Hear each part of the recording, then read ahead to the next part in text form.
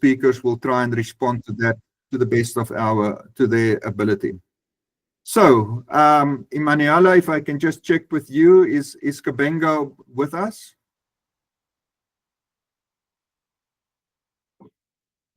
No, I'm not sure if he's here yet. Maybe if he can hear us, he can just raise his hand, because I'm not able to see him on the back end yet.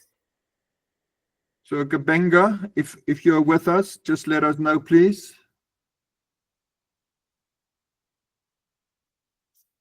Unfortunately, we can't start without our keynote speaker being with us. So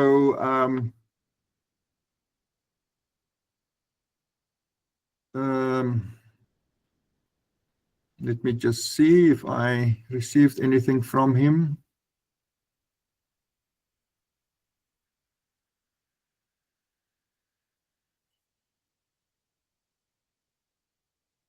All right, that's a slight problem. So I'm going to briefly introduce Kabenga, and hopefully he will join us. He is traveling at the moment, and he's trying to fit us in amongst other commitments. So I really hope Kabenga will be available to join us. Otherwise, we'll just get into, say, the main presentation. So as I mentioned, or maybe I haven't fully introduced you, our first speaker who will provide the high-level overview of the relevance and significance of AI to Africa, and specifically African NGOs, is Kabenga Sisan. He is the Executive Director of Paradigm Initiative, a Pan-African organization working on digital inclusion and digital rights. Paradigm Initiative is based in Nigeria with offices and activities across Africa. Kabenga is one of Africa's leading ICT policy experts. As you can see in the bio on the screen, he's a member of the UN Secretary General's Internet Governance Forum, High-Level Leadership Panel, and a member of the International Panel on the Information Environment Scientific Panel on Global Standards for AI Auditing. That's a whole mouthful. And also holds various other positions. Kabenga is well known and well respected across Africa, both in civil society, in policy, and governance circles. He is traveling at the moment, and we are very grateful for his willingness to support the event for the next 10 to 15 minutes, despite his schedule. And that, of course, is based on if he's with us. Kabenga, are you with us?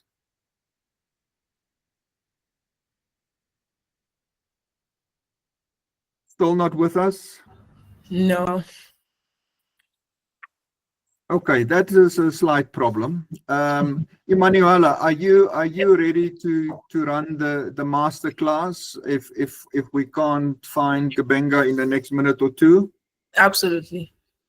All right. So apologies for that. I really hope that at some point we can still have Kabenga make his input.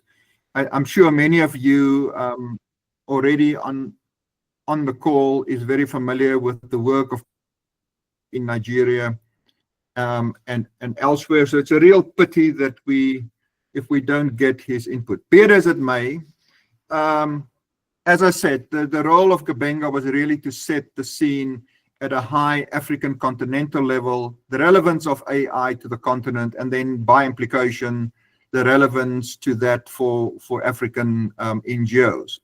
As a follow-up to that, and really the meat of today's webinar or masterclass, is then a presentation by Emanuela Imu, the CEO and founder of Hexamedia Africa, the co-host of this webinar, to really speak to us about the role and relevance of AI in the work of African NGOs, giving the many issues that NGOs are already grappling with.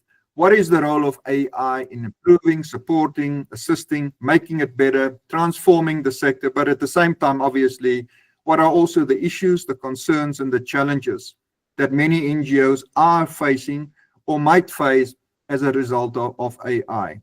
Emanuela is an expert in digital and online communication, in helping organizations with their digital strategy, and has worked with NGOs across the continent and beyond. So without any further ado, Emanuela, I'm handing over to you, and we look forward to your input.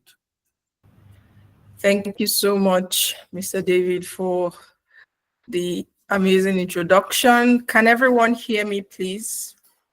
Please let me know if you can hear me and you can see me. I'm going to be presenting my screen right now, so you might not see me, but you would hear me. Okay. Thank you again. I've already been introduced. Please feel free to call me Ella. My name is Emanuela Imo. Everyone calls me Ella. I'm the founder and CEO here at Hexa Media, as I was introduced. In the past 2-3 years, I've grown an interest in AI and using generative AI, most especially for the work that I do. I've been working with African NGOs for the last 7 years.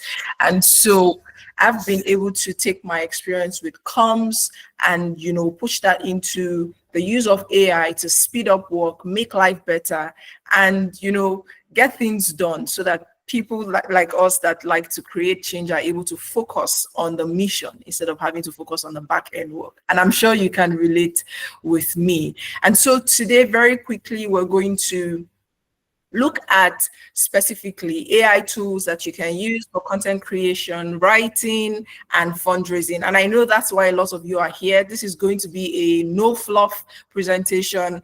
You're going to be practicing a little bit too. So please make sure you have your phones handy or your pen handy so that you're able to, take some notes or get into the practical when I get started, right? We're also going to look at AI prompting because that's the most important thing when it comes to using AI tools, and also 10 things to avoid when using AI, most especially for fundraising. So moving ahead quickly, what is AI technology? A lot of you have been hearing about AI, and I'm sure that what you have in mind about AI is ChatGPT, right? That's what a lot of you have in mind about AI, but AI is much more than that. It's a set of technologies that enable computers to perform a variety of advanced functions. So the ability to see, understand, and translate spoken and written language, analyze data, write for us, and also make recommendations, amongst so much more that it is capable of doing. So this technology has been in existence for a very long time. However, with the upgrade in the tech world or in the digital world as we see it, AI has become more extensive and more useful to a lot of people. Everyone is beginning to jump on that train. And I know you are here today and you're feeling like there are so many tools, there are so many platforms, you keep hearing the AI buzz, but you don't know specifically why it's important to you as a nonprofit founder and why exactly you should even begin to use AI. And I know a lot of you are also here thinking about the ethical concerns, and we're going to go into that. And I'm hoping that Mr. Gbenga is able to join us almost before we end this, so that he's also going to be able to speak professionally to the ethic part of AI. And so why is AI very important for you as a nonprofit organization or a founder? First, increased efficiency, right? You have speed at your fingertips. You are able to do so much more leveraging AI tools. Basically, you have an extra team member doing something that you would have taken so much time to do for you. Now, a lot of you got emails over time reminding you 7 days to go, 1 week to go, and all of that. All of these emails were automated right from when we set up the registration details for this webinar. So we were not there physically having to send you these emails. That's the power of technology, right? A lot of things like you're writing, you're creating images, or you just schedule your emails to go out even when you're not there. A lot of these things help increase efficiency. Imagine having to sit down for 4 to 6 hours just doing the manual labor, like I like to call it. It's very tedious. But with AI, you are able to increase efficiency. You spend less time on unimportant tasks and spend more time on the mission, which is what you're passionate about, right? Also with AI, it's very, very easy for you to enhance donor engagement. Now, when we talk about enhanced donor engagement, we're talking about sending more personalized communication. We're talking about having to know what the donors prefer in terms of fundraising, in terms of donating to your organization. You're able to see more statistics, which help you make more data-driven decisions. And so with different AI tools and AI technology, you're able to make this faster without manually having to go through the process. Right. And also personalized communication, like I said the last time, with AI, generative AI writing tools, you're able to think like your donor, you're able to think like your target audience and actually personalize communication to them.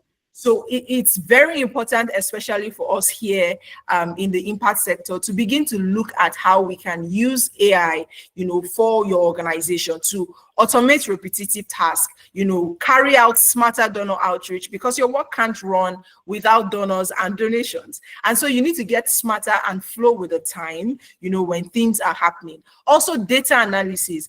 I know there are some of you here like me who do not like math, but with AI tools, you are able to carry out data analysis very quickly, and you're getting very right timely information that you're able to use for certain things. This thing just makes it so easy. Like, the tool makes it so easy for us to carry out data analysis without stress, right? And like I also mentioned, personalized donor engagement, improved strategies for fundraising. So I've worked with several organizations who carried out very small fundraising campaigns, and AI was able to make our idea for fundraising more robust and improve the strategies that we use to raise funds. And when we leverage these strategies that were shared with us based off on the ideas that we had, we got very great results. So you shouldn't really work in silos when it comes to AI. You have the idea, you are the brain behind it, right? But when you feed it to these tools, you are able to definitely get more improved strategies. You are able to get more ideas on how you can make things better. So when it comes to the use of AI, especially for nonprofits, and we're looking at specifically content creation, operations, fundraising, and how you can actually leverage this, because these are like the three key parts or core parts of the work that you do, right? So content creation, because content is king, you have to show up on every digital platform, for your website, for your social media pages, for your emails, everywhere you need content. So that's a very key core part of the work that you do, including your programs, the concept notes and all of the other things that you have to do. You still need content. And then we have the operations, which is like the foundation of some of the things that you do in terms of allowing things to run smoothly. You can use AI to make this easier. And fundraising, which is like the elephant in the room, right? You can also use AI. So for these three use cases, AI can be used for social media posts, right? To create emails. We have AI tools that can actually automate the process for you, write the emails based off on previous emails you have written before, or based off on the target audience, maybe your email list that you've uploaded on the platform, is able to tailor your content to your emails, to fit the target audience that you have. And then you're able to make stories more quickly. As someone who works in comms field, I can tell you that storytelling is a very important part of what we do here as nonprofits, because it is the stories that change the minds of people, that connect with the hearts of people to actually make a donation. And guess what? With AI, you are able to actually make more stories, more connecting stories. You're able to make more videos, leveraging all of the tools available to you without the fear of even sharing the faces of your beneficiaries. There are a lot of organizations that are afraid of they are concerned about privacy when it comes to, putting out the pictures of the people that they get to help.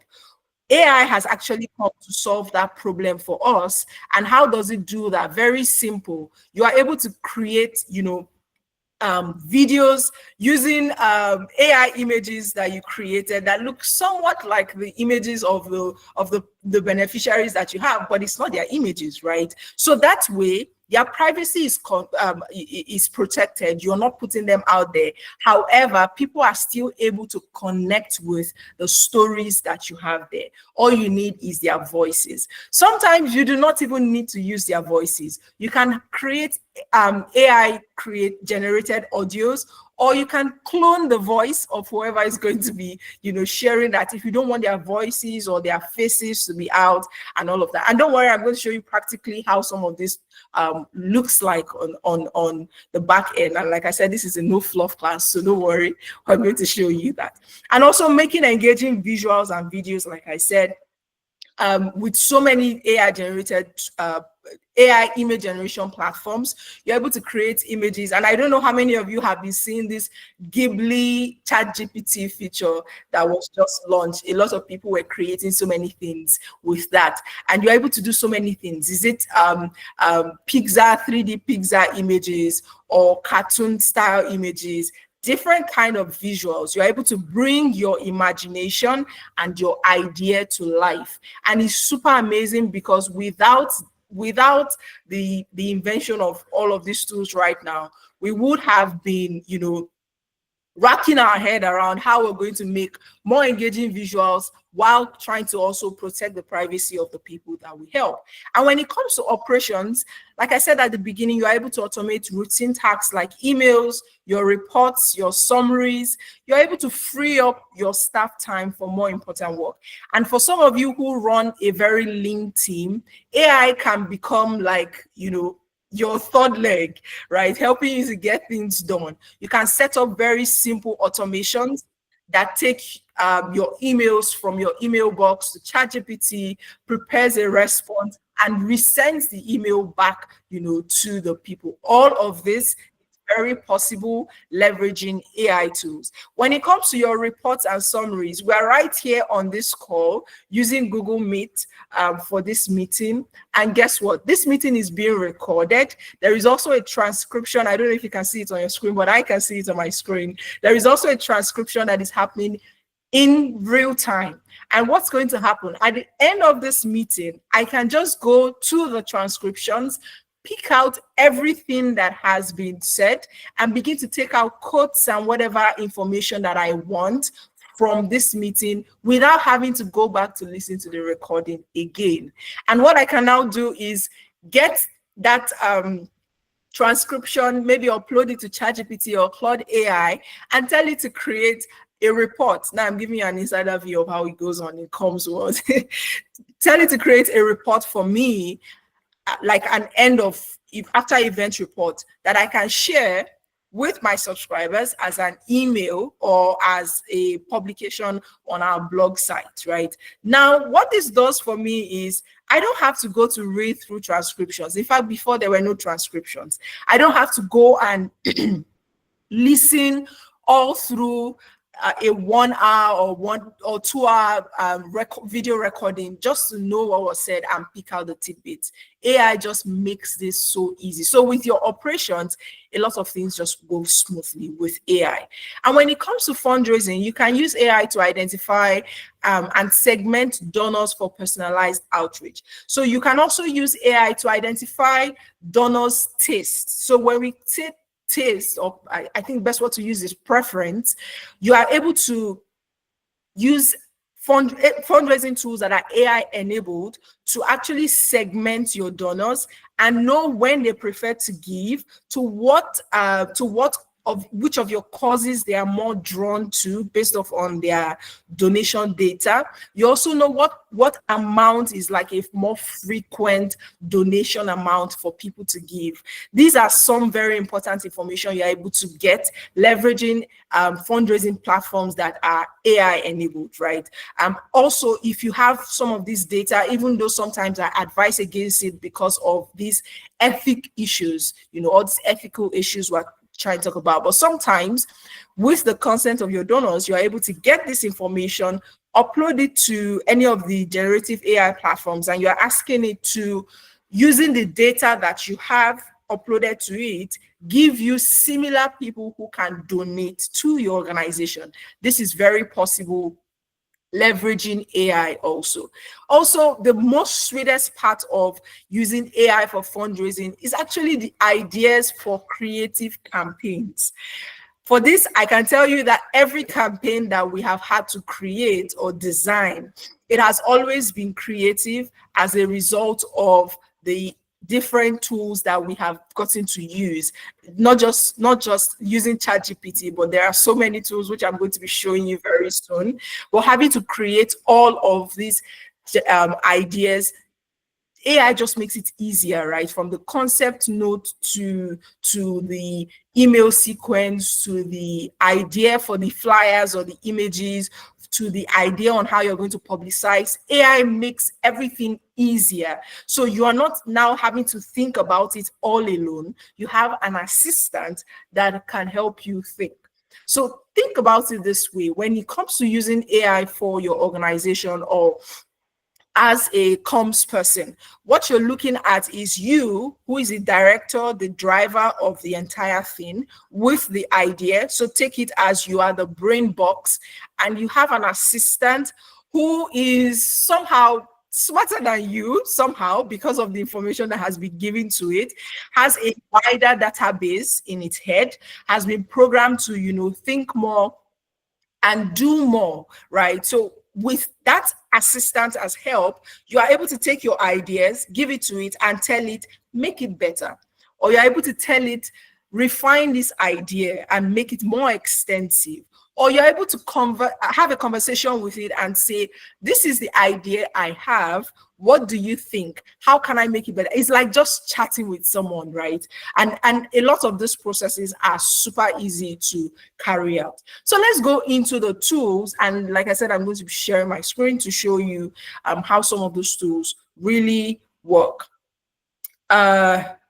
Okay, yes. So for content creation, the very first tool, which is the most common that everyone knows, is ChatGPT, right? But now with ChatGPT, in the time and age that we find ourselves, you can do a lot more with ChatGPT. You can write a full-fledged research with ChatGPT, but the paid version for you to be able to get more extensive work, right? I'm currently running my PhD research in digital activism, and I can tell you that AI has been helpful not to fully write the work for me, but to help expand my ideas so that I'm able to fully go back to write. Sometimes when you're writing, you're stuck. And when you're stuck, you just need someone to carry on from where you've started, and then the person gives you an idea. AI is that person that can help you with that. So for content creation, ChatGPT, there is also Claude AI, there is Google Bard, there is Jasper AI, there is Copilot. So Copilot is owned by Microsoft. I find it quite complicated to use, and I'm sure some of you might have that same challenge, but then it's also an amazing platform that you can use for anything. In fact, Copilot can respond to your emails, it can get you all of the information, it's super amazing what you see Copilot do, right? So it's a very great resource, not just for content creation, but across the whole workspace thing when you want to use as a remote worker. Also, ChatGPT, like I said, just for generative AI, but then it also gets to create images now much better than how it used to do before. And so all of these tools, depending on how you want to use them, you are able to get to use them for content creation specifically. And when we move to marketing, we have Canva. I don't know how many of you here on this call have a Canva for Nonprofit account. Please give me the thumbs up. Let me know if you have a Canva for Nonprofit account. Great, amazing. I see a lot of hands raised up. If you are here on this call and you do not have a Canva for Nonprofit account, please go quickly to Canva for Nonprofits and sign up. It is absolutely free for every registered nonprofit around the world. Every registered nonprofit. You don't have an excuse. Canva just launched very new updates on their platform. And for someone who works in comms and who does a lot of design and marketing, I am super amazed and super thrilled about some of the updates that you have. You can do Canva codes now. There is Canva Sheets. There is Canva Documents. Canva creates videos. All of my slides that you see is created with Canva. If you follow Hexa Media and you have maybe watched our videos on our YouTube channel, Canva is the one that has done most of the videos that are there. So when it comes to Canva, it's not just for videos, it's also for designs, right? For graphic designs, for very amazing things. You're able to edit your videos with subtitles in Canva. Very amazing. A lot of things you can do with Canva. You just need to have the idea and feed the AI the information, and you get everything that you need. And then there is Synthesia. Synthesia is a video generation platform. Let me see if I can just quickly go. Please let me know if you can still see my screen. I'm going to start opening some of these things right now so that you are able to see what I'm talking about. So Synthesia is a video generation platform that is powered by AI. This is the website. Can everyone see my screen, please? Are you seeing my Synthesia screen? Please let me know in the chat. I'm going to stop sharing now and share my entire screen so you can probably see that. Okay, no, you can't. Okay, can you see it now?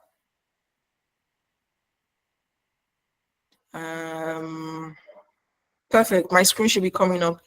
Great. Can you see it? Yes. Yes, I see the yeses. Okay, great. So this is Synthesia's website. Synthesia.io is the website. This is an AI video platform for businesses, but as an NGO, you can also use this platform. Imagine having to generate text to video in minutes. Imagine having to clone yourself, right? You have my face here. You take a picture, upload it to Synthesia, and you have an AI video avatar of me. I necessarily don't have to sit down, right, to record a video again. I can just use Synthesia with my script to create videos for my NGO or whatever it is you want to use. This video you can see on your screen, right, is an AI avatar that just creates the videos, that has created the video for you. So you can use this for anything, right? You want to make a presentation, or you want to just have to pitch something to people. You can use this to carry that out. Or you want to create an onboarding process for your volunteers or for members of your team. While showing your face, you can use Synthesia for that. There is another platform, another video platform called InVideo. And by the way, I do not know if Synthesia has the non-profit discount yet. Let us check if Synthesia has a non-profit discount. While that is coming up, okay, it's here. Yeah, I'm not sure they have the non-profit discount for yet. But as a non-profit, please always have this in mind. Any platform that you want to leverage, that you want to use, what you should do first is go check the non-profit discount option. If there isn't a non-profit discount option, there would be an alternative tool that you can use, because I know that funding is an issue for a lot of organizations, but there is a tool for everyone. There is a substitute tool for everyone. So this is InVideo AI. Some of you might know this platform, but if you do not know about this platform simply works like Synthesia, but much better. You just have to input a prompt, right? And it creates a video for you using AI generated images. Now, you are not cloning yourself to put in here. For some of you who have an issue with that, you're not doing that. But with InVideo AI, you are able to create a lot of videos. Personally, I have used this, and it's really amazing what the platform can do. So quickly moving on, I've talked about Synthesia, I've talked about InVideo. There is Repurpose AI. Repurpose AI simply helps you to repurpose anything that you want to repurpose, right? So let's go to repurpose AI and see what that looks like. So it is repurpose.io. It basically repurposes your content for social media. So you are even able to automate these things for free, right? You have opportunity to leverage all of this for your organization. So you create a video like this, maybe you had a presentation, you're able to take some of the content that you have and repurpose it into shorts, or repurpose it into Instagram reels or TikTok videos from a long form content. All of these are very helpful, very, very helpful for you. So you don't need to start breaking your head down to, start editing and all of that. There is another one that does this very beautifully too. It's called Opus Clip.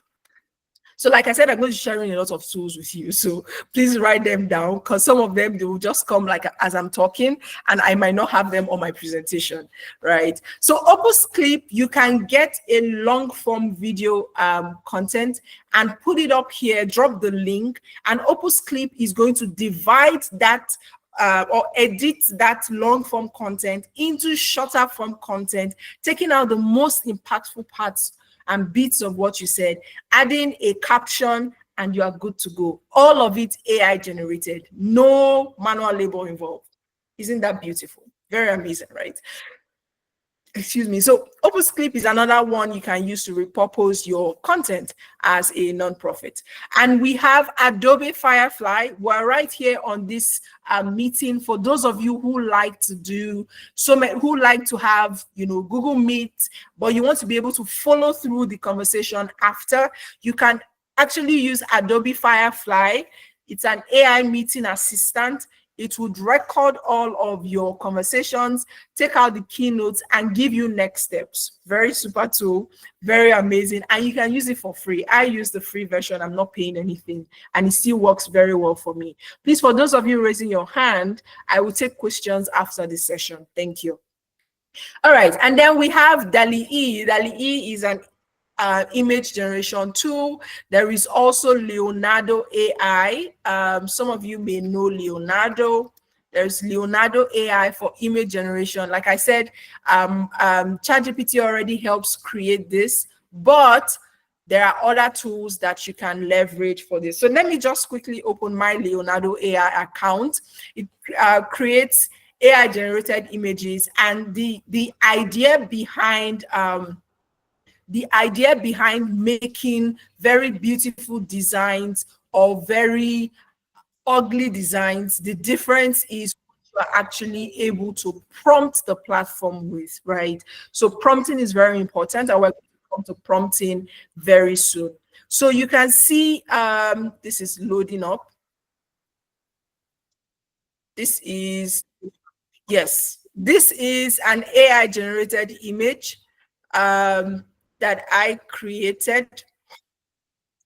I was trying to create a story for Easter about the death and resurrection of Jesus, and I used AI, Leonardo AI, to create this image, right? And you can see it gave me so many samples, and if you see through my screen, I have actually regenerated and regenerated and regenerated because I didn't like what it gave me in the first instance. Imagine, take a look at this picture.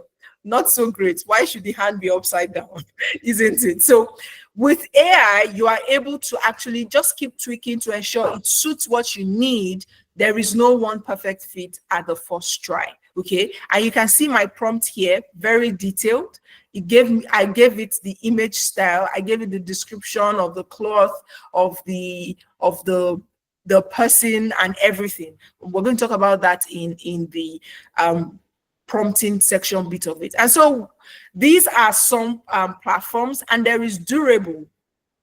For those of you who do not have a website, AI can definitely help you create a website. However, most times I would always advise that you check out the platform well based off on what you do as a nonprofit, and also ensure that you have your own custom domain, because that cannot be overemphasized. Now, when you get to use all of these AI tools, especially for website organization, you might have an issue with things like SEO, because if you're doing it by yourself and you do not ensure that the keywords are optimized and all of that, you might not pop up in search, and that would hurt your organization, especially when it comes to fundraising. So durable.co, it's an AI website generation platform. All you just have to do is drop in the information. Let me do this. For example, what type of business, a nonprofit are you building? It might ask me to sign up, and I don't want to sign up. But in 30 seconds, you can get a website for your NGO, and I will just put Hexa Africa as the name of my NGO or business. And it would generate, it will just ask you a series of questions, and then it goes on to generate for you. But to be able to access it, you would need to sign up. And you can see your website is being generated 0%. And so when we're done, you will see that it comes up fully. But let's not waste so much time there. Let's move over to fundraising. So there are so many fundraising tools you can use right now. There is Donor Search AI. It's an AI tool that helps you to search for donors based off on the parameters that you actually feed to it. So there is Donor Search AI. And you can see it uses artificial intelligence to basically make fundraising smarter. You can access the platform right here, right? Unlock your fundraising potential with Donor Search AI. All you have to do is just give it information about your current existing donors, and it's able to, use generative AI to get you all of the information that you need. So it can help you find new donors. It can help you prioritize retention of best donors using the statistics and the data that it gets from the platform. It can help you increase your average gift size to find better donors, and a lot more things it can help you do. So Donor Search AI is one other platform that you can use for fundraising. And then there is Donation Driver AI by DonorBox. This DonorBox is a fundraising platform, and they have this Donation Driver AI that is also very good for fundraising. There is Momentum AI. Sorry, I'm trying to move very fast. You can check out these tools at the end of the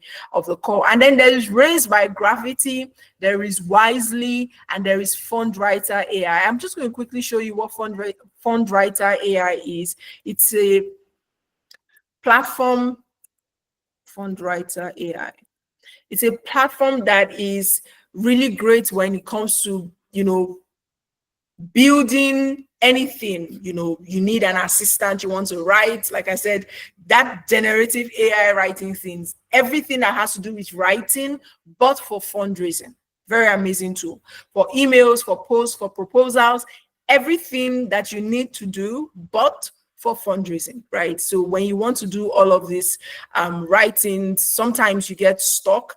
This has been tailored to suit the NGO space and work with, what you want. But when it comes to ChatGPT, you will need to put in more effort in prompting it to be able to get the best out of it. But with this tool, because it's been created to suit the nonprofit sector, it's already been programmed for that. So let's move quickly to prompting. So I'm going to go back to sharing my screen. Please let me know if you can see my screen right now. Okay, great. So when it comes to prompting is basically the foundation of everything when it comes to generative AI, right? If you do not prompt the platform, whichever one you're using well, you will get very wrong information. And prompting is not just saying, I want to write an email for me to send to my donor. It will just write anything. It will concoct anything for you, right? But when you give it information, very specific and detailed to your organization or to the use case that you want it for, you are able to definitely get better results. Now, this is a very simple prompting technique that I use personally, and Believe you me, this is a very abridged version of my prompt. My prompts can be very long because I want more detailed responses. So the very first thing you need to have is the role. You want to tell the AI to assume a specific role. And now this is specifically for generative writing tools, for example, Claude, ChatGPT, and all the others. You want to ask it to assume a role, right? And give it a task. What do you want it to do now that it has assumed that role?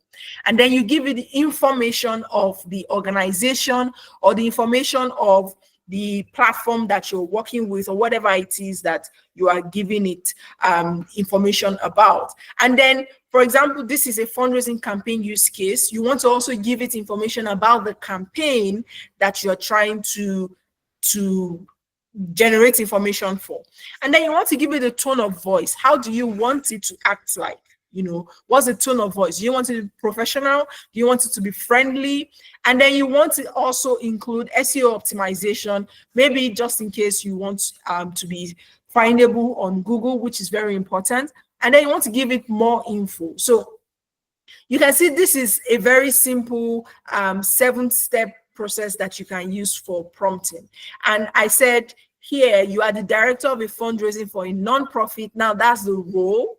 You are the director of fundraising. So it's going to begin to act like the director of fundraising. Some people tell it to act. Some people say assume the role of. So whichever way you want to tell it, you are just telling it the role it has to assume. And then you tell it the task. What do you want it to do for you at that point, right? And then you go on to give it more information. So when you tell it you are the director of fundraising for a nonprofit, what nonprofit? It will just think about any nonprofit and give you any information if you do not give it specific information about the organization. So you have the information about the organization and then the campaign details. If I were to make this longer, my campaign details will be much more robust, right? And then the tone of voice for the campaign message, the SEO optimization, because I want people who search for the keyword sickle cell to find this campaign. I'm asking it to incorporate the keyword sickle cell.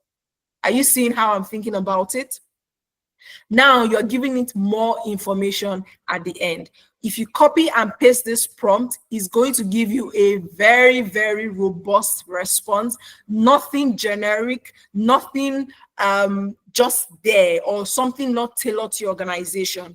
If you follow this step, you will definitely be able to get much better responses when you get to use platforms like ChatGPT or Claude AI. Now, this is another use case. You see, there is a role. You are the social media manager for a nonprofit. Your task is to create a 30-day content calendar for NOB Foundation. Now, why I put in NOB Foundation is because of the ChatGPT access that I have, it can search the web for me, right? Some of you who have that option, if you just put in for NOB Foundation, or if you have been using that AI tool over time, it would have kept the information of that, so you are able to fetch it back to use. And sometimes that makes life easier for you instead of having to keep giving it all of the information over and over again. So now I give you the organization info. I tell you the content details. What kind of content am I trying to create? I tell you the tone of voice. I know the tone of voice. AI doesn't know the tone of voice of my organization. So don't assume that it will give that to you. And then I also ask you for SEO optimization. And then I tell it to do more. I give it more info. So create a content calendar in a tabular form, giving types of content, the creative piece, blah, blah, blah. Once you copy and paste this prompt, you will definitely get something very detailed. So I'm going to run again very quickly. Now that you know about AI tools, the use cases, you know how to prompt for doing whatever it is you want to do. There are some of you who are here on this call, you're like, okay, Ella, how can we begin to adopt AI for our organization? We're a small nonprofit. How can we begin to adopt AI? The very first thing is to identify the pain points. So what are the time-consuming tasks that you have in your organization? What is the repetitive process that you have? What are the very inefficient, what are the things that you do that make you so, annoying? Let me put it that way. There are some tasks that we carry out and you're like, I wish I would not have to do this. When you begin to think about it that way, you're now saying, okay, these are the pain points. And then you begin to map your workflow. And I've called this system the Impact AI system, right? Basically, you identify the pain points, you map the workflows, you break down all of these organizational activities into core functions, right? So how are you now, what are the different core functions that you have? I mentioned some already. Content, marketing, I like to put it as marketing because it involves a lot more than just content creation. There is marketing, there is operations, there is programs, right? This might be where you have more time consuming or repetitive processes. So every organization has their own pain points and would have their own activities. Not one way works for all, okay? So it's very important that you think about your organization and know how you're able to tailor this to work for you. And so after you have mapped the workflows, you begin to prepare your data, right? What's the amount of information that you have? You want to begin to evaluate the quality and availability of data within your organization, right? And then you now begin to look for AI tools that you can use for some of these activities that you have already identified. Now, when it comes to looking for AI tools, you will have to do a lot of research because you'll be able to match this organization, the activities that you carry out to the tools and the features. Some tools might not necessarily do the best for you. Some others, you might have to use a lot of tools. There are some things I prefer to use ChatGPT for. There are some others I prefer to use Claude for, right? There are some tools, there are some images I want to create. I can just easily create using Leonardo AI. There are some that I want more detailed. I will go to DALL-E, okay? So you will need to match all of these needs, your organization needs, to the tools, doing a very robust research based off on the pain points you have identified. And then you now want to choose your priorities. There are simple, there are very simple tools, there are very complicated tools. Even though for some of you who do not have tech experience, you would always find a tool that you can use. It is, however, important that you are able to choose your priorities. What is of importance to your organization at this point?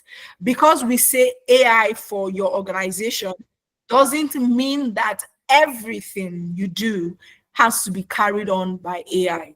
Please don't get me wrong. It is here to assist you, not here to do the work for you. And that's where a lot of you have problems when you talk about ethical issues, you talk about AI taking the work of your comms team or members of your team. No, it will take the work. Who takes the work is the person who actually has learned how to use that tool, because if you do not know how to use the tool, AI will not think for you. You are the human being who has the idea. You are the human being who knows what you want. AI cannot know what you want. It's not a monitoring spirit.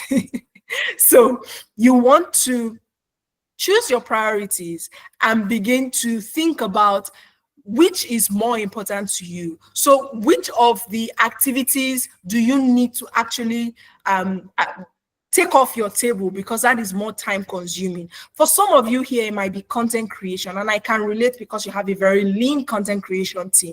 And that's where you might want to just use AI for fully without having to touch your programs and any other bit of your organizational activities. So choose your priorities, right? Start to rank from high impact to easy to deploy tools. Identify which one you can easily use.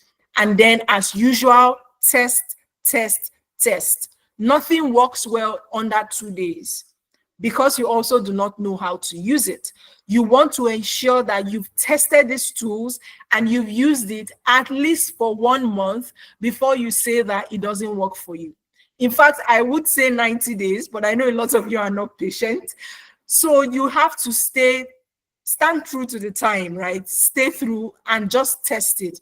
Keep using it. As you keep practicing and using some of these tools, you get used to it and it becomes better. When I first started using ChatGPT, I sincerely didn't know how to prompt it to get better information out of it. But the moment I kept trying and trying and trying, and I realized, oh, this is how it works, right? I send it a message and say, I'm trying to write an email for my nonprofit, and it gives me a very vague response. And then I tell it, the nonprofit is this. And in that series of chats, what I now began to do was to pick all of the prompts that I had given it, and I put it into one document, and I went to study it. And I'm like, oh, okay, this is a trend. Now I edited all of that to make sense, and I gave it back to AI on a separate chat, and it gave me better responses. That was when I knew that, okay, this is how it works. So nothing works well at first. Everybody is a learner, is a beginner at some point. Please be open to learning and be open to expanding your knowledge, especially when it comes to this AI work. So you have to test a lot of things. And so when you've tested, you want to check out your outcomes. How did it work for you?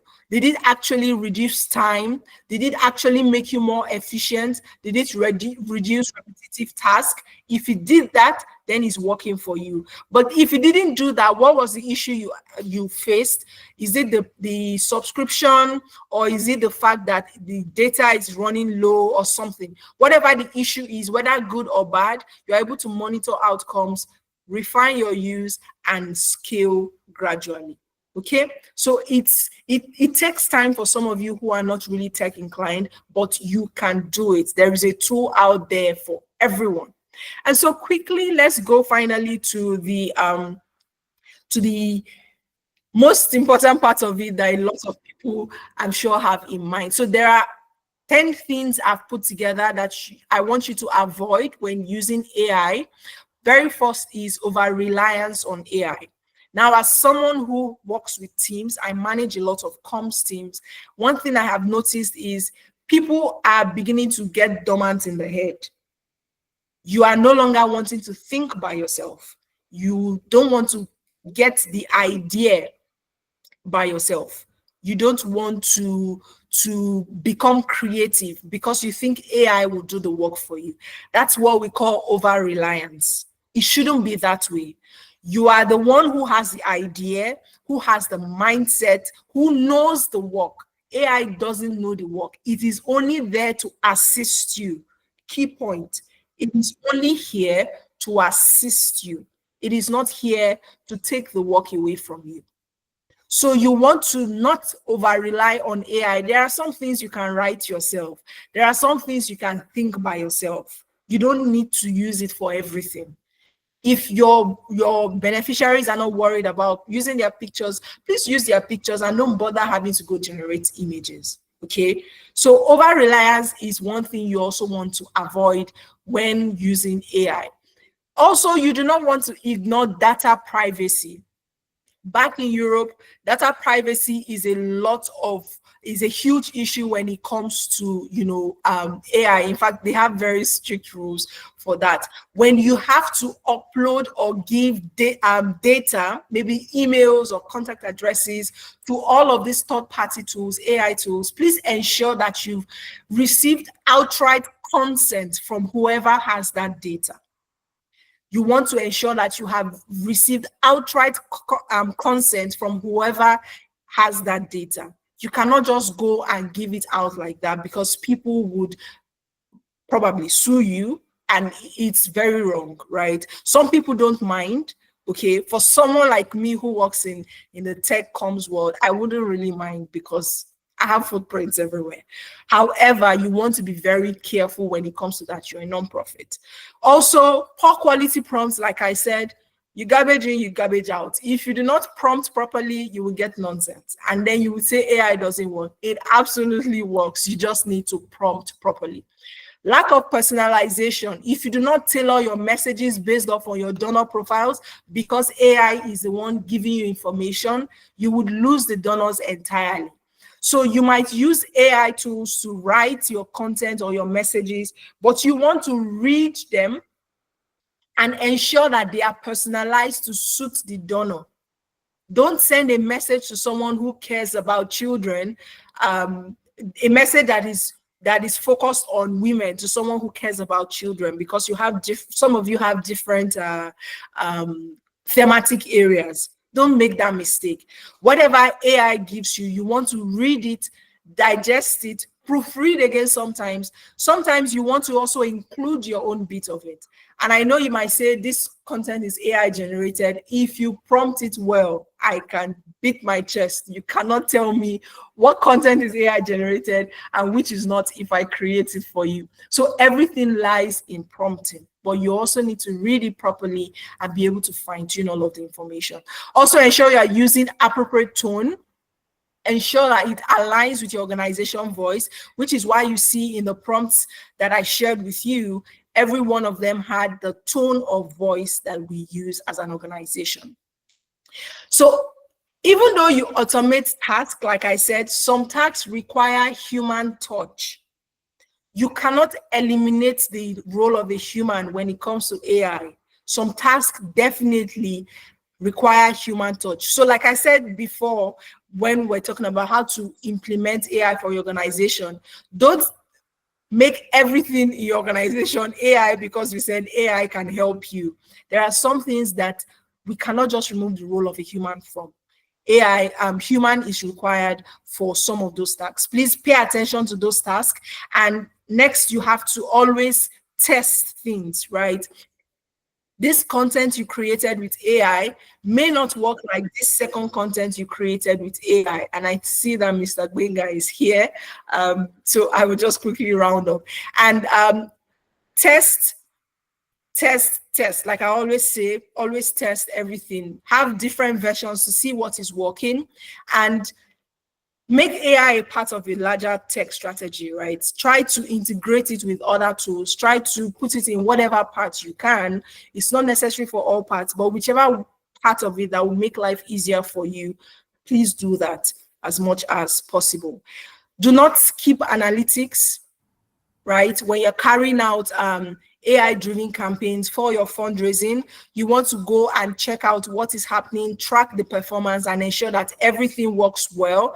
And also, do not ignore ethical considerations. You want to be very transparent about your AI usage with your donors, because that is very, very important. So I have come to the end of my bit. I'm going to stop speaking now so that Mr. Gbenga can go ahead to tackle the ethical considerations part of it. Thank you so much, David.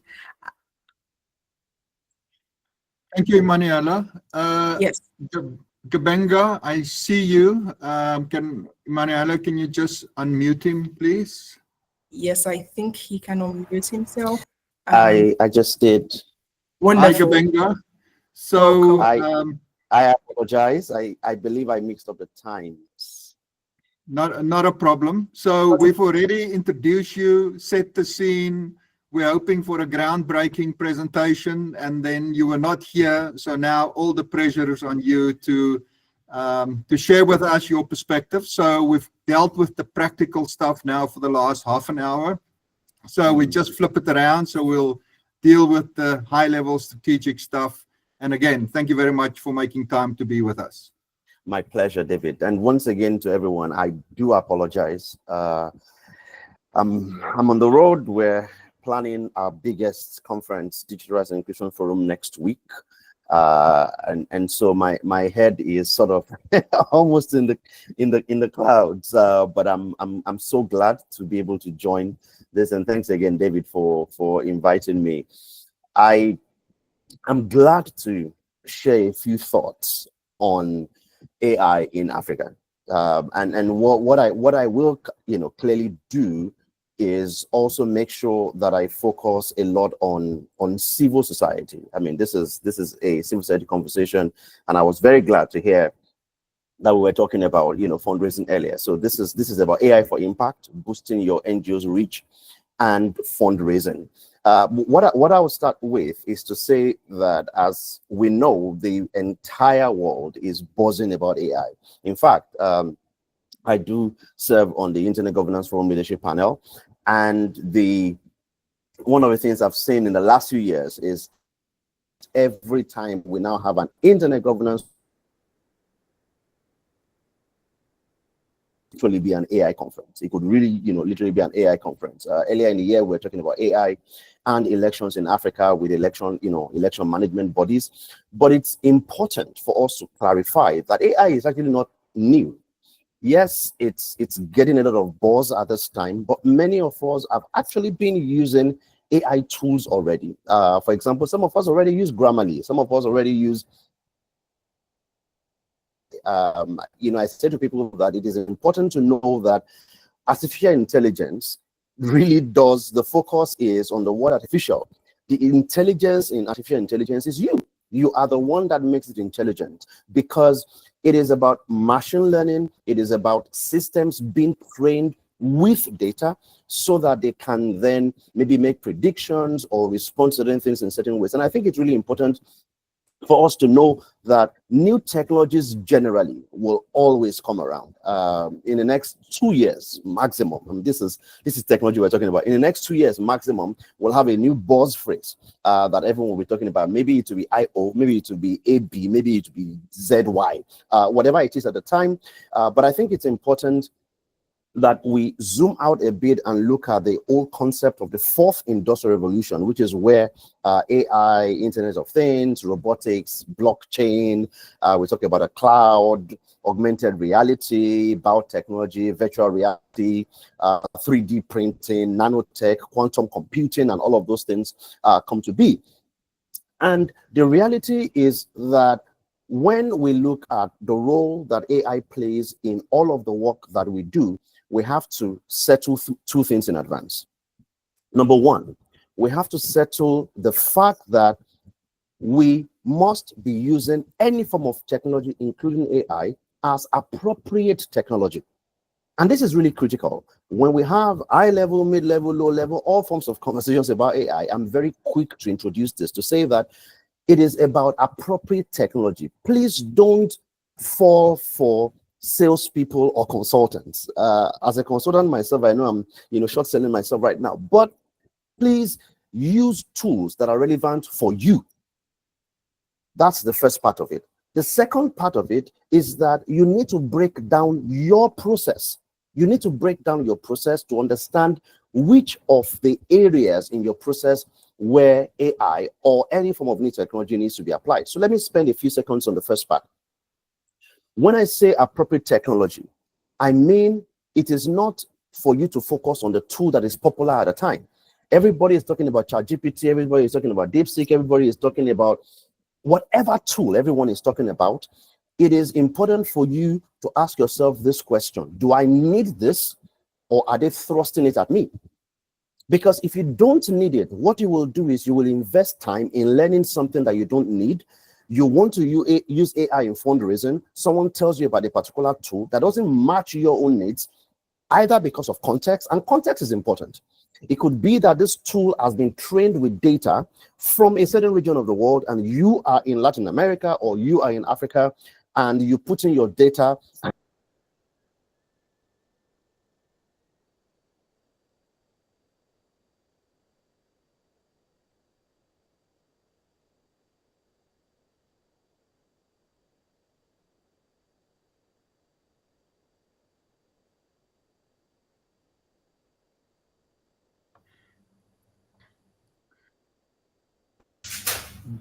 Kabenga, can you hear us? Okay. Yes, I can hear you now. Okay. I got tripped for a second, and I was just telling my connection to corporate. This is what I mean when I talk about appropriate technology, by the way. In some cases, you will even need to be sure that the technology that you're using is one that can work with the kind of limitations that you have. Like I said to David, I'm on the road today, and because of that, the network I'm on is not plug and play. It is plug and pray. You have to pray that it works. For this kind of network, I can't load an AI system that will literally require 1 gigabit per second for it to work. I will be dealing with myself. So that is the importance of making sure it's appropriate technology and not just popular technology. The second part is breaking down your process. Now, and I think this is very easy for us to do when it comes to a specific area of fundraising. When it comes to the specific area of fundraising, you know that your process starts with search. So the question to you then is that discovery, how do I discover? So there are AI tools that you can use to do searches to say, for example, let me use a practical example. So I will go, for example, to a ChatGPT and say that look through, and you have to be specific, by the way, when you send those queries. Look at www.paradigmhq.org and our impact report for 2023. And I'll put a URL and search for relevant fundraising, openings that we can apply for. And then this tool will then give me a result. And I will say to it, no, this is only for American organizations.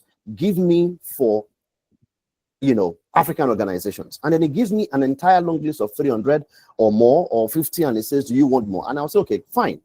Give me this based on those who give grants between $100,000 and $2 million. And the reason I will do that is because if I get feedback on funding that is not relevant for me, so for example, if I'm looking for funding that is not less than 100,000 and not more than 2 million, because I know, let's assume, for example, that I know that I don't have the qualification or I don't have the proof to show that I can manage any resources more than $500,000, then I can narrow the search. So first area is in discovery. When it comes to discovery, then you have analysis. Say, okay, fine, put it on a table. Let me see which ones are open at the moment, which ones have given funding to a similar organization. And the beautiful thing about using AI tools for this now is that it can compare your mission as an organization with the mission of organizations that have received similar funding, and can then compare it with the vision of the granting institution and give you some results. So you've looked at discovery, you've also looked at analysis. Now, where the rubber meets the road is the application process. I'm sure you know that when it comes to the application process, you cannot just send an AI tool to do the work for you. One of the things that I'm quick to say to people when it comes to AI is AI should amplify your strengths and not hide your weaknesses. Because if AI hides your weaknesses, you're not learning, you're not growing, and it will show up in the future and you will not be sustainable. But if AI is amplifying your strengths, then it means that what it does is that it augments what you already have. So in writing proposals, for example, you do not want to ask an AI to write me a proposal. It will write you nonsense. Trust me when I say this, because, large language models don't know how to make sense. They just know how to create a salad of words and create one word and put the next one. So word 1, word n+1, n+2, n+3, and what they will put together will sound reasonable to you when you look at it on the surface, but when you read, you will see that they've made up things. And I'm telling you this for free, because the interesting thing is the systems are trained with a certain type of data, and if they don't have that data, they will make up the next level of accuracy as defined by them. So after that, we also have, follow-up, so you can search for information about the various things you can do after you submitted an application. But let me leave fundraising, because I was just using that as a specific example. Let me leave that for a second and come back to what I was saying about appropriate technology and your process. There are 4 considerations that I think are important. And when I finish speaking about them, I will copy and paste them in the text box. The first is, what is this new technology and what can it do? As nonprofits, we cannot relate with AI like a black box. No, it's impossible. Because when you do, people will just sell you solutions. And I mean, I haven't spent a little over 20 years in this sector. I know that when you buy boxes, you're going to be boxed, literally. So what is this new technology and what can it do? You have to understand it, and you have to then translate it into what it can do for you. The second question, and this is important for us as nonprofits because our mission is aligned to society, is to ask yourself the question, how do we benefit as a society, and what new lessons must we learn from this tool? So there are AI tools that will give you feedback if you ask them that may not be as relevant to the society you are trying to serve. So if you're trying to give information to people living with disabilities, for example, and you don't give the prompt to AI, it will assume, based on your login and based on your profile and based on your search history, it will assume that you're seeking information based on the audience that you asked about the last time. The third is how to create inclusive standards. This is not as much our work as non-profits, but something that we have to be involved with. There must be standards. And on this one, I'll spend a few minutes after this to talk about ethical standards. But before that, the first question is what recourse or form of redress is available if something goes wrong. Any tool that you use, you must ask yourself the question, what if something goes wrong? So for example, I tell people something as simple as storing data in the cloud. Have you ever asked yourself the question, who owns this data? If I store my book that I'm writing in the cloud, who owns that book? If I put an entire report that I've written for my organization into a large language model and I say you should give me a summary, I will have to be very careful, because if I'm not careful, what will happen is that I will end up using that data to train the AI tool. So those are 4 things to consider, and like I promised, I'll share that immediately here before I go on. And this is if I can find where to send text. For some reason, I can't find it right now, but let's see. I found it. I found you. So these are the 4 questions that I said are critical for us to ask. And what I will do next is I will focus a bit more on the 3rd question, which is about standards, but I'll focus now on ethical, specifically on ethical standards. And the reason I want to focus on ethical standards before I then close by talking about civil society's role is that in talking about standards, we do 2 things. Number 1, we are able to use this AI tools for our own needs. And number 2, we're able to contribute to make AI better for everyone. A lot of people relate with AI based on Terminator or movies that they watch. And to be honest, I don't blame people, because that was for many of us, that was our first exposure. I had the privilege of studying engineering in the 90s, and so neural networks, artificial intelligence, machine learning, and things like that were part of well, not my exact education, but part of my curiosity and things I had to search for. But for an average internet user, it is not your business to understand the 7 OSI layers. What is that? It doesn't matter. You just want to send information from one point to the other, and it works. When it comes to ethical standards, I want to talk about 3 things.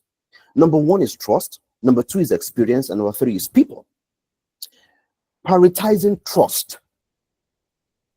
One major ethical standard that any tool you use must subscribe to is that it prioritizes trust. And I think this is really critical. And I need to spend a second on this. Many of us may have heard a story of, 2 different stories of a child who was talking to this autonomous tool that suggested to him that, oh, I love you, you love me, let's be together. And at the end of the day, this guy committed suicide. And there was another one where a reporter was talking, I think, to ChatGPT in the early days, the first version, and it was telling him that he didn't love his wife. One of the problems with using systems that do not prioritize trust, or that have not built trust into it, is that you will become a victim of profit.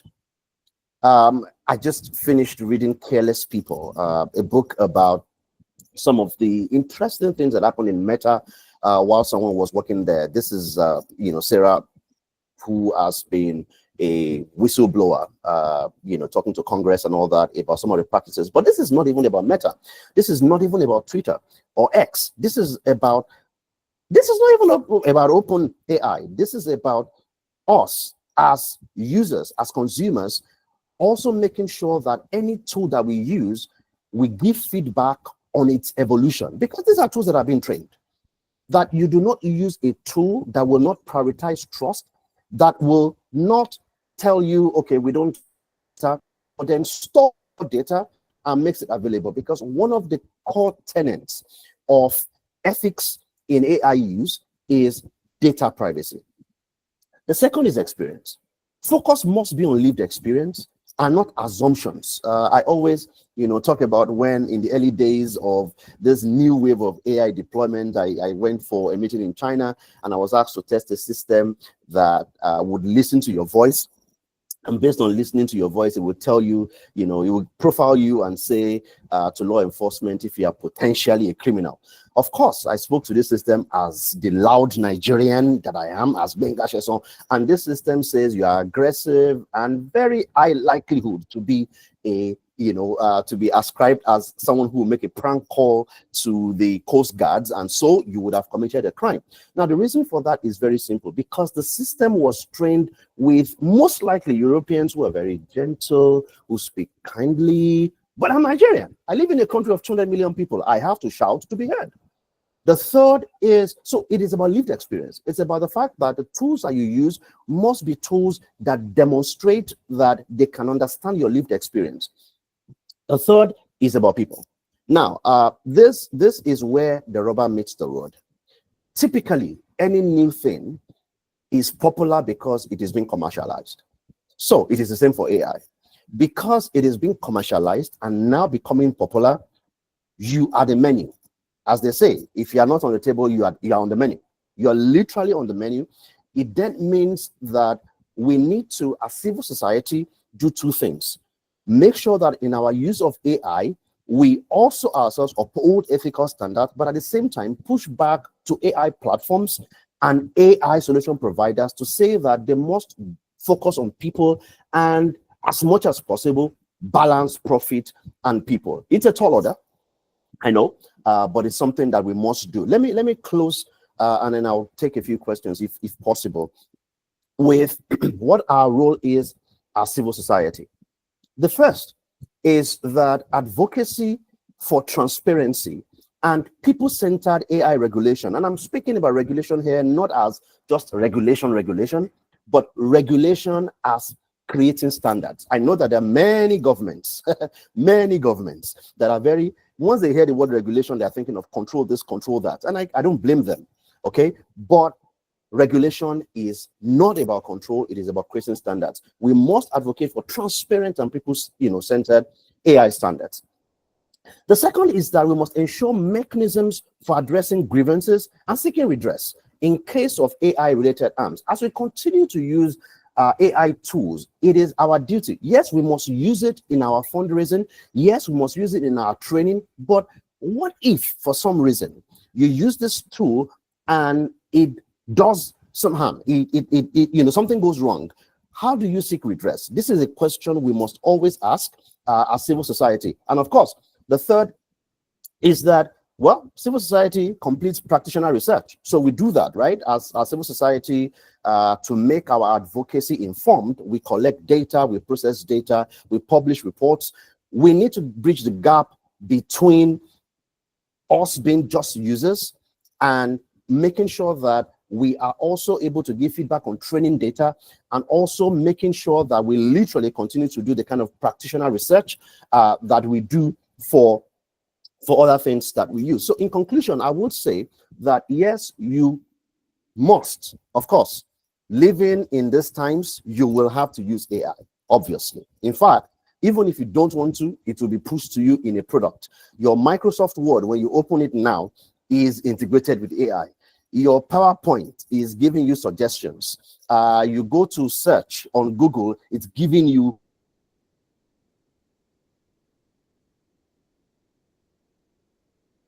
fact that we must ensure that this is about appropriateness in the use of technology and not just using it because it's popular. Oh, they say it's sexy, they say it's nice and all that. It is important to use it because we need it. And of course, the second thing is that we must apply relevant tools to relevant phases, the various kinds of process that we are involved with. I've exhausted my time, David, as allocated, and I want to be disciplined. I can't be talking about ethics and not be disciplined. So let me know how many questions I may be able to take. Thank you very much, Kabenga. As you rightly said, we are at the end of our allocated time, but I'm sure there's a few people that are interested in the responses to questions that people have raised in chat. So very briefly, I will just highlight the 5 questions that I've captured in the last few minutes. And then maybe I'll start with you, Emanuela, in terms of the practical questions, and then Kabenga, maybe you can deal with maybe the more policy or theoretical issues. So very briefly, so the first question, and excuse me, I didn't copy who posed the questions. Ella, can you touch more on ethical prompting for content creation for social media? What are some do's and don'ts, especially in relation to data security? So maybe Kabenga, that's also something maybe for you to just share a perspective on.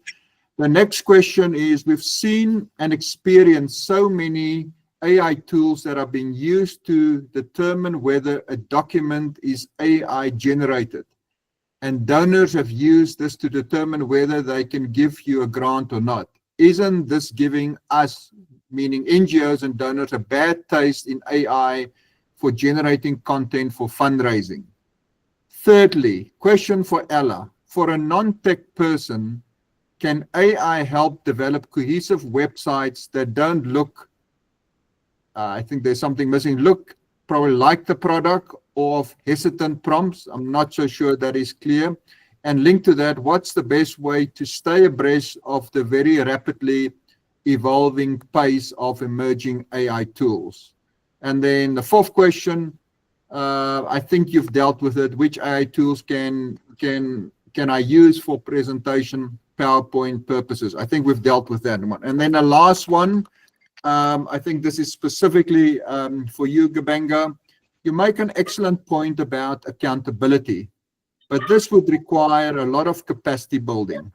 My sense is there isn't enough awareness of the potential dangerous risk. So it is addressed to you, Kabenga. It's probably a statement, but maybe you want to respond to it. So Ella, I'll start with you, and then I'll hand back to Kabenga for his response, and then we'll wrap up and close the event. Okay, thank you so much, Mr. Gbenga, for an amazing presentation. I think the first question I'll take is, which AI tool can I use for presentation? You can use Canva or Gamma AI. Gamma AI, as in GAMMA, very beautiful. You can use that for presentation. PowerPoint, Canva can also help you with that. For a non-tech person, can AI help develop cohesive websites? Yes, I already shared some AI generation, website generation tools you can use. However, like I always say, because it's AI, you might not really like the feel like compared to your WordPress websites. But if you want to start, you're just getting started, it's a very great substitute for you. However, I don't like AI generated websites. I will only use them for landing pages or maybe campaign pages if I have to. But yeah, what's the best way to stay abreast of the very rapid evolving pace of emerging tools? I wouldn't say there is one way, to stay abreast of these tools. It overwhelms me sometimes too. But how I stay updated is to subscribe to some newsletters, that all of these creators have. They share a lot of tools all the time. I also have this website, AI Explorer. They have over 5,000 AI tools, and it keeps getting updated almost every month. So I usually check out that platform to see some of the tools. But to be honest, you can never really use any of the tools. So imagine 5,000 tools in the world. You will never be able to get to use all of them. Just use what applies to you. Don't bother about the other ones. Yeah, I don't know if there's any other question I've missed. I'm looking through the chat. I will leave the ethical questions for Mr. Gbenga to respond to. Thank you. All right, thank you so much, Emanuela, and I'm glad I caught the tail end of your presentation. Let me start with the question about funders checking AI generated text. So let me say this: anybody can be lazy, including funders. Any funder who does that is extremely lazy, and to be honest, there are 2 ways. So there is the non-lazy way of using it, where people have been instructed do not use AI generated text and they're just checking. But I think there are many more ways to find out if what you have written, even you when you read what is AI generated, one of the things you will notice is that there's like I told you, it's a salad of words. There are certain things you see. For example, if I open a text and I'm reading something about a project in Liberia, and all of the examples there is not one of them from Liberia, then I'm worried. It's either AI generated or you don't know what you're doing. So I say to people that the one way to beat this AI generated text suspicion is to go nuanced, go contextual, use information that AI will not generate. We do this when we do technical training on digital security. I tell people, use your local language for your password. Before the hacker knows that, nobody knows what I just said. Okay, maybe Titi will know what I just said. Even I am not sure what I just said. Imagine that I use that as my password. The hacker will not be able to get that. So please focus on context, and when you share information, make sure that it is not generic information. These proposals, and I say to people that when you write proposals, please don't only think of getting the funding. Think of writing proposals as documentation of the work that you're doing as an organization. I just wrote a book about Paradigm Initiative, 17 years of existence, and the reason why I was able to write a book is because I've got documents. Many of them proposals that I was able to tease information out of and use them, and they are not AI generated. Best way to stay abreast, use AI to stay abreast with AI. But I read newsletters, I read books, I follow people, and there are many people on social media, by the way, who they just share information about AI, and you can be able to see. The good thing about social media is that it's also about social discovery. When you are checking one video, the next video is likely going to be another recommendation based on what you're studying. Internal organization policies on AI use. First thing, be honest. Be honest about it. If anyone in any organization is, if you're having weird, conversations about, okay, please, let's not use AI to generate, be honest about it. And let generate text. But what kinds of text can we generate with AI? If you're generating, broad overview of the curriculum or just, bullet points, that's fine. But to write a policy brief or anything that will be sold or be presented as a knowledge product of the organization, then you're not helping yourself. Don't forget what I said at the beginning. Don't use AI to hide your weaknesses. You're not helping yourself. Use AI to amplify your strengths. Titi mentioned a very important thing here about awareness around risks. To be honest, we're not very aware of the risks. Many of us who have been working in this area for a while, even those who have been working in this area for a while, are not aware of many of the risks. And I think it's really important for us to continue to share information with people who work with us. Don't shy away from discussing your fears about, people were discussing with me and saying, oh, AI will take our jobs. I was talking to electoral management bodies, and some of them were like, AI will take our jobs. And I said, no, the reason why AI cannot take your job is that you are the I in AI. You bring the intelligence, you train it with the data. And when you know that, then your relationship is different. You know there are risks, but you use it to amplify your strengths. Gbenga, Emanuela, thank you very much for your thought-provoking presentations, and also for the responses to participants' questions. I think it's just the right thing to do, maybe to close our event at this stage. We've run 10 minutes past the hour. The fact that so many people are still with us is probably indication of the relevance of today's content. I'm sure you have left people with a lot of food for thought, both on the practical level, but also in terms of the ethical and related considerations. So once again, thank you very much for your input, and to you, Gbenga. Regardless of the mix-up in time, thank you for having been with us and for what you shared with us, and good luck with your upcoming event. So now that you know how to use AI for content creation, for fundraising, and programs for your organization, and you also know how to get things done to become efficient and what you should avoid when using AI, The question is, are you ready to go from burnt out to bandwidth? Because AI is changing the way NGOs work, it's changing the way everyone works, and you cannot afford to be on the sidelines anymore. You cannot afford to remain afraid of AI. You cannot afford to ignore the changes that is coming with AI. And so I am happy to introduce to you the AI for NGOs online course. So this online course has been created by us here at the team at Hexa Media to help your organization go from burnt out to bandwidth, for you to begin to leverage different things for your organization using AI and ensure that everything goes smoothly for you. In this course, you would learn how to use AI-powered tools for donor engagement and fundraising. You would also learn how to automate repetitive tasks so you can focus on impact.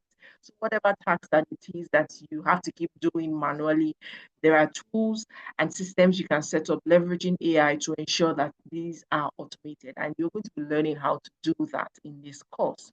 Also, you would learn how to create high quality content that is AI free, right? Using AI still for your social media, your blogs, emails in minutes.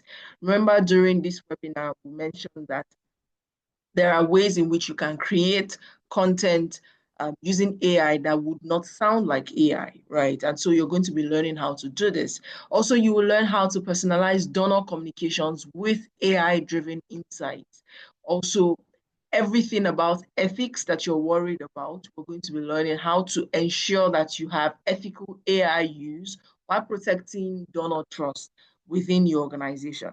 And the last but not the least, you're going to learn how to build AI-powered websites and chatbots, and you need no coding experience for this at all. So when it comes to chatbots, you know that it's very important for you to have automated responses for your donors anytime they come on your website and all of that. You're going to be learning how to create some chatbots that you can begin to deploy for your organization as soon as you're done with this course. So this course promises to have hands-on learning, practical exercises, and real-world case studies that you can use to implement into your own organization. You do not need any tech skills, and it's been specifically designed for African nonprofit teams, not tech experts. So you do not need to be a tech expert. I am not a tech expert.